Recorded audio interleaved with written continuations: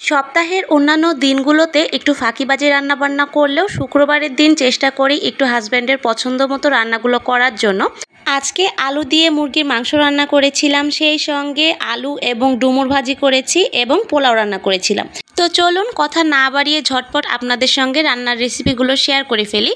মাংস তেলে দেবার জন্য প্রথমে পেঁয়াজগুলোকে তেলের উপরে কিছুক্ষণ ভেজে নিয়ে এর মধ্যে তেজপাতা, দারুচিনি এবং এলাচ দিয়ে আরও কিছুক্ষণ ভেজে নিলাম। আর এরপরে পেঁয়াজগুলো যখন লাল লাল হয়ে আসবে তখন সামান্য একটু জিরা দিয়ে এর মধ্যে মশলা কষানোর জন্য পানি দিয়ে দিচ্ছি।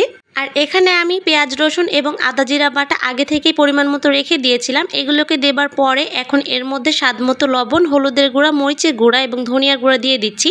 এবারে মশলাটা কষাতে দিয়ে এখানে আমি মাংসের আলুগুলোকেও ভেজে নিচ্ছিলাম।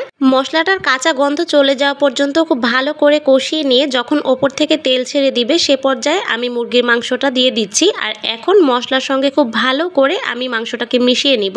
আর এখানে আলুগুলো ভাজা হয়ে গিয়েছে, এটাকে তুলে এখন একটা সাইডে রেখে দিচ্ছি। আর এরপরে এখানে ডুমুর ভাজি করার জন্য পেঁয়াজ তেলে দিয়ে দিলাম। এ পর্যায়ে মাংসটা ঢাকনা তুলে আরও একবার নেড়ে দিচ্ছি। আর এখানে একটু থেতো করে রাখা রসুন অ্যাড করে দিলাম। এবারে একটু উল্টে পাল্টে নেড়ে দিয়ে আবারও ঢাকনা দিয়ে ঢেকে দিচ্ছি। আর এখানে পেঁয়াজটা তেলে দেবার পরে এখন এর মধ্যে কাঁচামরিচ এবং গরম মশলা দিয়ে খুব ভালো করে তেলের মধ্যে ভেজে নিচ্ছি। ভাজা হয়ে গেলে এবারে মশলা কষানোর জন্য সামান্য পানি দিয়ে এর মধ্যে পেঁয়াজ, রসুন বাটা এবং আদা জিরা বাটা দিয়ে স্বাদ মতো লবণ, হলুদের গুঁড়া এবং মরিচের গুঁড়া দিয়ে মশলাটাকে একটু সময় নিয়ে কষিয়ে নিব।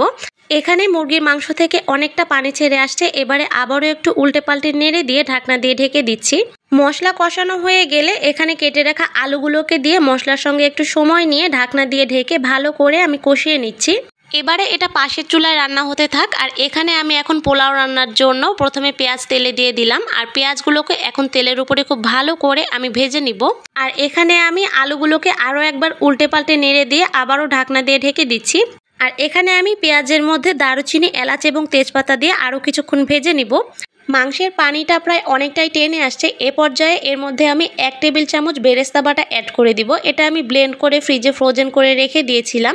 এবারে মশলাটাকে মাংসের সঙ্গে খুব ভালো করে মিশিয়ে নিয়ে চুলার জালটা কমিয়ে ঢাকনা দিয়ে আবারও ঢেকে দিব।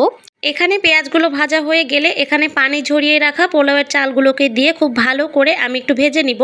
এর মধ্যে এখন লবণ এবং সামান্য একটু আদা বাটা দিয়ে আবারও নেড়েচেড়ে একটু সময় নিয়ে চালগুলোকে ভেজে নিতে হবে।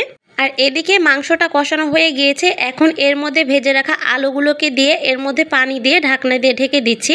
আর চালগুলো ভাজা হয়ে গেলে এখন এর মধ্যে পরিমাণ মতো গরম পানি দিয়ে দিচ্ছি।